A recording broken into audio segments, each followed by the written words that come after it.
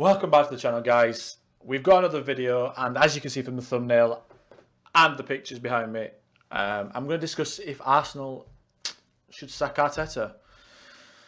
So a lot of it last night, understandably so. We went out to Villarreal in the Europa League. Pretty poor performance, to be honest. We hit the post twice, but we didn't do enough over the two games to win the tie. The first thing I'd like to say is, and I don't know this is because I'm an older fan. I say I'm an older fan. I'm not. I mean, I'm between. But I've been watching this situation happen for the last 15 years. Since I was 15, probably half my life, which is scary. And it started when Wenger was in charge. 15 years might be a bit too long thinking about it. It's probably more like 10. But it started towards the end of Arsene Wenger. It wasn't very noticeable. It was more like from challenging to the title and then challenging to the top four, which I sort of understood because of the new stadium, etc. I got that. But other people get new stadiums and other stuff like that, and they don't really stop. They don't stop competing. They don't fully just go from there to there. Just it was an excuse for the owners not to put any money in the stadium. Oh, we're paying for this, so it's like it's like owning a house. It's about being a landlord. That's what owning a football club is. You're looking to put value on top of it, but you have to put money into it to make the value. You have to speculate to accumulate, right? But I'm a little bit off track already. I do this. Basically, I don't think we should sack Arteta. No, I don't. I think it was a brave decision from him to accept the job. Basically, the team isn't good enough. Where we are in the league, what are we, 9th? It's exactly where we should be in terms of what the team's like. And I know a lot of people think, oh, we've got this player, we've got that player, we've got, oh, Bellerin used to be good. Oh, we've got Bernd Leno, who's in the German national team. They're just two players. We've got Granit Xhaka, who's an international. We've got Aubameyang, who's... All these players they've got big reputations, but the culture at Arsenal, and it started at the back end of Arsene Wenger's reign, is it's been a place now for too long where players just come to sit on money, and the culture around the club is just, oh, we'll give it the basic, we'll give it the minimum energy, we'll give it the minimum effort as players, and we know that the club's not tough anymore. It doesn't crack down, it doesn't... we used to have characters. We used to have Thierry Henry, Patrick Vieira, Adams, Keown. Even your more quieter ones that led by example, like Gilberto Silva and players like that. We don't have those types. We don't have people putting people in check. Our captain is Aubameyang. No offence to him, but he's not a captain. He's not a captain. He's not even playing well, and that's where his captaincy came from last year, leading by example. It's a big problem throughout the whole club. And I know the easiest thing to do after a result like yesterday is just to say, your fault, to scapegoat the manager. He's got no experience before this. So it's easy to just go, you're at fault. You. Just you and only you. And I've been looking at this today and I've been thinking, well, who could we conceivably get in if we sacked Arteta? Okay, we could maybe get... I mean, could we even get these managers, right? Could we even? Would they even want to help? Would they even want to join this and risk their reputation? I don't know. People are saying Allegri. Why would he choose Arsenal? Yeah, okay. Arsenal are a big club in general, maybe. But even if we got him, is he going to do that much better? Right, okay. So, for example, the best manager I've ever seen, and probably will ever see, just slightly ahead of, for me, Guardiola, is Alex Ferguson. He's the best manager in the world that's ever managed, in my opinion. If you put prime Alex Ferguson in charge of the Arsenal team right now, do they do better? Yes, of course they do. He's a better manager than Arteta. Do we get top four? maybe, maybe. But then again, Arsenal aren't. A couple of weeks ago, Arsenal went miles away from the top four. I think it was like 7 points, which in football is not that much, right? You've seen 7 points get taken away just like that. Now it's more. Last couple of weeks, it's more. It's we've had a few injuries, etc. It's not. They're not excuses, but the factors. Injuries. Our captain, our top goal scorer, got malaria. Just little things like that. If they're all not going your way, it makes a big impact. Things like Bernd Leno's mistake the other day. He never makes mistakes like that. But the minute they're going against us and not going for us. Last night, for example, against Villarreal, Aubameyang headed the ball, headed it, and it literally went and hit the post, came back out, and the goalkeeper just grabbed it. Rather than it hitting the post and going in, or hitting the post, hitting the goalkeeper and going in. You know, like, just a little bit of margins either way. I think people are too quick to say, you're shit, you're not good enough, you're this, you're that. Rather than, right, okay, let's just have a sit down. Let's have a rational thought behind why stuff might not be going the way we want it to, and what can we do. Like, a lot of people are throwing problems at this at stuff, and there's no solutions, right? There's no, what could we do? What are we not doing? Instead, it's just, we've got a culture these days in football. It's just of get someone else in. That should appease people for a few months, but at the end of the day, right? At the end of the day, managers are essential, obviously, but at the end of the day, the players are the ones that walk past that white line, and they're in charge from then on. Really? They are. Guardiola said it at Barcelona. He said, I can only do so much in training, and what I will do is I will make it so you guys will build up from the back, and I will get you to the end zone. And then once you're in the end zone, you guys express yourself. That's basically what Guardiola said at Barcelona, right? He says, I'll get you structure. I'll get you the framework in which you guys will operate, and then from there on, it's you guys. And it's true, it is. It's you guys. So all the people saying it's Arteta's fault, he's not totally blameless. I don't agree with some of his substitutions. I don't, but he's learning. All managers make bad substitutions. All managers.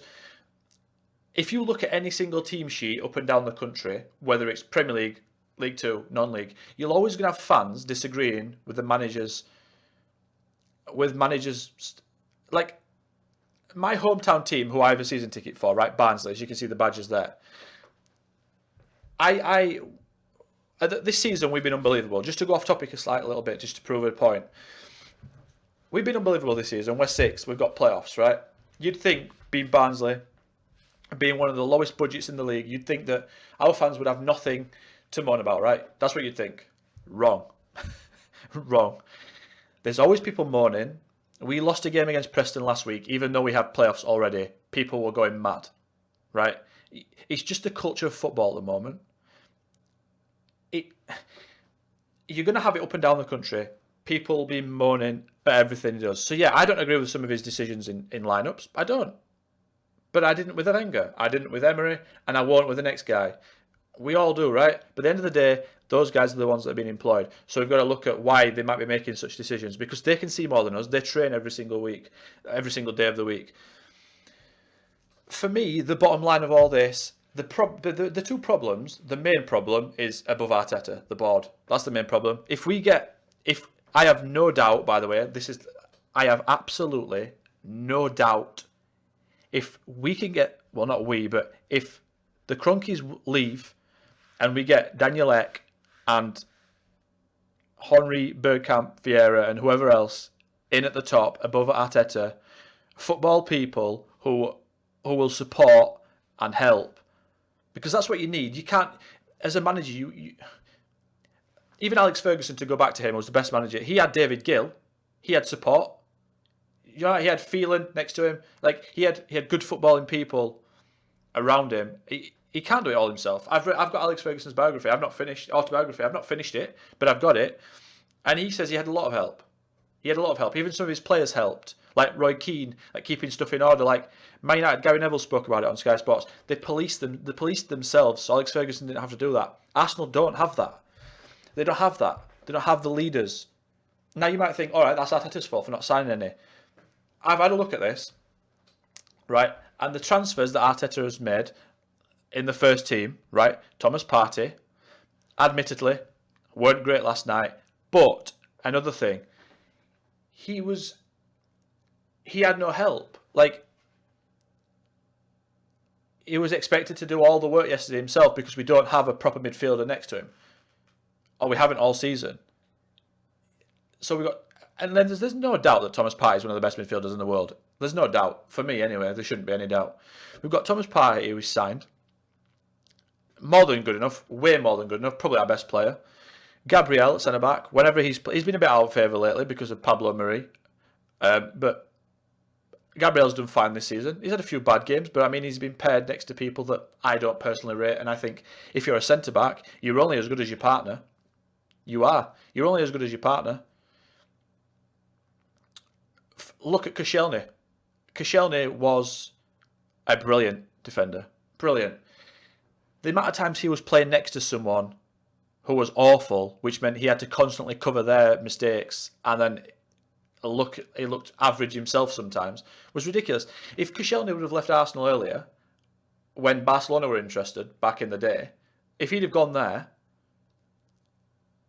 he would have no doubt. I think he didn't go because he didn't think he would be the first choice, right? Which is, again, a mentality thing that Arsenal have had going back to those days. Even from your Koscielny's, we were awful at the end of Arsene Wenger's era away from home against big teams. We were awful. Now we've seen an improvement in that under Arteta. In big games, we're better now. We compete more, we get more results. It's the other teams, the teams we expect to beat, or we should beat. That's a bit disrespectful, but you know what I'm saying. The easier games. Now, to go back to the signings, he's got Thomas Partey, Gabriel. He's loaned in Ødegaard, who's, for me, has been very good. Pablo Mari, he got for very cheap. Also been very good. Cedric, for free. He's not done anything wrong. He's not amazing, but he gives you a 6, 7 out of 10 every single week. He doesn't make mistakes, and neither does he go past 3 or 4 players, puts a cross in. You know, he's just what we need right now is Cedric. For me, he'd play right back every single match. He's better than Bellerin. Don't get me started on him either. And then obviously we've got Willian, right, who Arteta signed, and it's been a disaster. But at the time, if you don't look at it with hindsight, which is easy to do, if you look at it at the time, Willian on a free transfer with bags of experience, trophies at Chelsea. It didn't look on paper a bad signing, right? It didn't. I understand the rationale behind signing Willian. I got it. He's done. Every time I watch Chelsea, he was decent. Now I know he's end product for a lot of people, and a lot of Chelsea fans I saw that said that like he goes missing and stuff like that. Which these days there's not many players that don't go missing. There isn't many. Like, I've seen KDB have quiet games. I've seen Mane have a lot of quiet games this year. Doesn't mean they're not world class. Not that Willian's world class or ever has been, but obviously look at it now and it's been a disaster signing. But at the time, and by the way, the wages that people were quoting, like 200k a week, Willian will not be on 200k a week plus. He won't be. There's no way that Arsenal pay that much to a free transfer. Not at that age anyway. Aubameyang got his contract because he was banging goals. Willian did nothing to. It won't have been 200 grand a week, and he won't be on that. So that's not a thing, in my opinion. There's no way he's on 200 grand a week. But all the other players, they were there before Arteta, right? We've been going like this for some time now, and it's been quite slow, the decline. It feels like it's been quick if you're an Arsenal fan. But it's been quite slow. It's been over a period of 10, 12 to 15 years, potentially, depending on how quick, well, how far back you want to go. And it's hit boiling point, it's hit breaking point, and I think it hit it last night. Now, personally, when the final whistle went, my reaction was, like that's bad, isn't it? That's bad. Like, I live and breathe Arsenal. Like, a lot of people think that because I'm not from London and I've not had a season ticket for Arsenal, etc., like that, that I'm not a fan or a true fan. And if that's your opinion, that's fine. I'm not here to change opinions. I'm here to give mine, and then hopefully maybe I give you something to think about. But ever since I was able to pick my own team, I chose Arsenal. Main reason, Thierry Henry. Not going to lie to you. Thierry Henry, he's down there. As you can see, just there. He's my main reason. And then I just fell in love with Arsenal as a club. And then we've lost that identity. If you listen to the man himself, Thierry Henry, on Sky Sports, if you go onto Sky Sports YouTube channel after this video, or if you want to pause this video, listen to the Thierry Henry thing. It's on Sky Sports, and he talks about the Arsenal's identity not being at the club. And he's bang on. And I think Arteta's a guy that would thrive with an identity. He has his own way of playing. You can see he does. He has his wing backs coming inside. He has his wingers on the touchline. Like, when you watch us, you can see that there's a plan. Now, a lot of managers don't have a plan, they just wing it. I think if he's fully backed, and we can get some of these, I don't even know the word, I don't want to swear. If we can get some of these imposters, I'm going to call them, out the club, then I just think he'll thrive. He's too intelligent of a guy to not. The way, okay, for example, last night I was watching the game, right? And a lot of people might not have noticed this or heard this, but I saw a lot of criticism on Twitter, especially because that's my main platform. I saw a lot of criticism on Twitter last night because I just wanted to check and see what people were saying, as we all do, right? And I'm hoping you guys want to know what people are thinking, and it's why they'll hopefully click on this video. And I heard I saw a lot of people write, we were so passive. We were just passing it sideways and backwards all game. Arteta wants all this possession, but there's no end product, etc. And they're not wrong. They're not wrong. Arteta does want progression. Arteta does want possession. And he does want all his players to keep the ball well, right? But what they failed to add, whether they know about this or not, but last night I was watching that match, and because there's no fans, you can hear what pretty much anyone's saying because of the microphones at the side of the pitch to pick everything up, right? The amount of times I heard Mikel Arteta last night shout forward, he was literally screaming forward.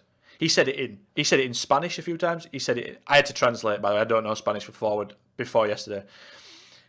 And he was saying it in English. Obviously, I would know that. And the players wouldn't go forward. Now, you've got to ask yourself, why won't they go forward? Because that's the next question I was asked. I was like, why won't they go forward? He's asking them to. He wants to be more attacking. Why won't they go forward? And I was thinking, okay, why is that? So I looked at it and I thought, there's a few reasons. First reason, they won't go forward because they can't, i.e. the players aren't good enough to make passing angles, or the players aren't confident in themselves to go forward and they're not brave enough to do it, or they're just not listening to him. Now, I don't think that's the issue. I think he rules with an iron fist, Arteta. I think the players respect him. I think they're trying their best to play for him, hence why our defensive record this season, he's pretty good. If you look at the league table, our goals against column, which has been our problem for the last plenty of years, is actually not the main problem. And people say Arsenal need defenders. They do. They probably need a player in every single position. Let's not lie. But it's going forward that's the problem. It's the lack of. It's the lack of ruthlessness, the lack of bravery on the ball. I keep going back to it. It's the characters. Now, Thomas Partey, when he gets the ball, Arteta signing, he goes forward with it. Whenever he can, he goes forward with the ball. Gabriel, when he was playing, he used to go forward. He used to punch passes into the midfield men and just take out a full line of the other team, right? Ødegaard, whenever he gets the ball, his first thought, forward, right? Pablo Mari, again, like Gabriel, he's Spanish, so it's probably ingrained in him. But he tries to play the ball forward as much as possible. Cedric, he's quite progressive when he gets the ball. He likes to go forward. When he plays left back, he has to come inside because he's not left footed. But I'm looking at all these Arteta signings and I'm thinking these guys are the ones that are actually in our top 7, 8, 9, 10 players. The rest are there before he's even got there. So he's playing with players that he probably doesn't want. If you could have an honest conversation with a guy, he'd probably and it wouldn't go outside those four walls that you're in. He'd probably tell you that he doesn't want half the players. And that's the reason why I think we need to give him a chance. Need to give him time. And I think the board will do, and that's the only thing I can praise the board for. This isn't a short-term fix. Getting him out and getting someone in will fix it for maybe a couple of months. We'll have a purple patch. The players will be looking to play for him and new contracts, etc. That's what players do. They want new contracts, so they up it a little bit, then they get comfortable and they go back down. So that's all that will happen. It's all that will happen. And we'll be right back to this situation right now. And we'll all be like, oh, well, I wish I would given a young manager a chance. He's not blameless. I said it before. He's not blameless. He's not. Some of his substitutions, some of his team lineups, I don't agree with. But he's got a plan. He's won at the FA Cup. He got the better of Klopp last year. He got the better of Chelsea last year in the cup final. We beat Man City. He hasn't been beaten by Man United since he got here. We've just been dropping stupid points from stupid mistakes, like Granit Xhaka against Burnley, or Ceballos has done a few things in the league. Bellerin's just absolutely terrible. And I think once you see those players leave, we're going to be much better for it. And I just don't think he's to blame. We've got to start blaming the players, guys. If you're an Arsenal fan, you're watching this, you've got to start looking at the players and being like, are you good enough? Remember back to a time where we had... I mentioned this on Twitch the other day in my live stream. I said, because we have a lot of Arsenal fans in the chat. And even if not, even if you're an older person and you understand, right? When I started watching Arsenal, we had Dennis Bergkamp, Patrick Vieira, Henry, amongst others, right? And they was all brilliant. Hence why we won the title, right? And then we took a step down, and this is going to sound really bad because this is a step down to Cazorla's, and it was brilliant, by the way, but there's still a step down from Patrick Vieira to Cazorla. That's a step down, right? You've got Aaron Ramsey, that's a step down. Van Persie, from Henry to Van Persie, that's a step down. As good as Van Persie was, it is a step down, which is mad when you think about it, because right now we'd love all those players back. And then, so you've got that from there, and then you have the step down to those guys that were getting the top four, and now we're here. Now we're here. We're right down here. We've gone 3 steps below the top 4 chasing team. And this guy who's getting all the blame, where is he? He's there. This guy that's getting all the blame, he's not been part of all that. He's not bought the players that are costing him points. Now people are saying, don't play them then. Well, what else has he got? He needs time. He needs money, which he's not going to get. He's not going to get it. That's why we need the new ownership in, who understand that this guy, Arteta, is a very intelligent dude. He's a highly intelligent guy. And all these people that are saying, oh, he's just a BTEC Guardiola. He's not even a BTEC Guardiola, because he's not Guardiola, he's Arteta, right? He needs to forge his own way. And people need to let him. There's no good saying, oh, you're trying to be like Guardiola. He's not. He probably he thinks the same way as Guardiola. Hence why do you think Guardiola appointed him? Do you think he just got a random guy in who thought the opposite? No, you need everyone off the same hymn sheet, right? So he's going to play similar to Guardiola. He's Spanish for one. They've got a very specific style of play. He's been under his tutelage for God knows how 2 or 3 years. He had a massive hand in Sterling becoming a goal-scoring winger. It's known that he's highly thought of from people inside the game. Not us, who aren't inside the game, that know a lot less than these people inside the game, right? So just let him do his thing. Now, the only thing is like I keep saying, he won't get backed by the board, because the board are just scum. Sorry, they are. Like, I could talk about them forever, and I'm not even gonna go in that. I think we all know by now that they need to go. They're a stain on the club, and we've lost so much of our classiness, our aura since they've been around. They've sucked the life. They've literally sucked the life out of the whole football club. And the sooner that they sell to Daniel Ek and the 3 ex-players we have, the change will be massive and it will be instant. Now, if you've got anything against Arteta, like seriously, and you want him out, write in the comments and we'll have a discussion. I'm not going to argue with people. I'm just going to discuss with people. That's what I want to do. And who do you think we should get in instead? And I've probably missed out a lot, but I don't want these videos to be too long where people are like, oh, that's a bit too long, I don't want to listen to that. So I've tried to make it, well, it's 26 minutes long. I think that's a decent video. I don't want to go any longer than half an hour. And I probably kept saying the same thing over and over again there, but I don't see why it's only his fault. At the end of the day, those guys are going on the pitch and playing, and the ones that he's signed are usually our better performers. So it makes sense, it stands to reason that if we give him more time, let him have more transfer windows, then those players that he's got in now will be joined by other like-minded and players that perform and will just naturally go up the league. If you looked at all his signings and they've been terrible, then I understand, but they've not. They've been positive signings that have actually played well for good chunks of this season, where if they've not been injured or whatever. Again, Thomas Partey, Gabriel, Ødegaard, Pablo Mari, Cedric. They've not been bad players this season. If those how many is that? 5. If those 5 guys would have been joined by another 5 guys like them, we wouldn't be ninth. We would not be ninth. Instead, those guys are surrounded by Hector Bellerin, who's not been good for 5 years. Even then, he was just faster. He's just been injured, so he's slower now. We've got Granit Xhaka, who I personally think is awful. I just don't know what he brings. I think he's left-footed. That's why he's a professional footballer.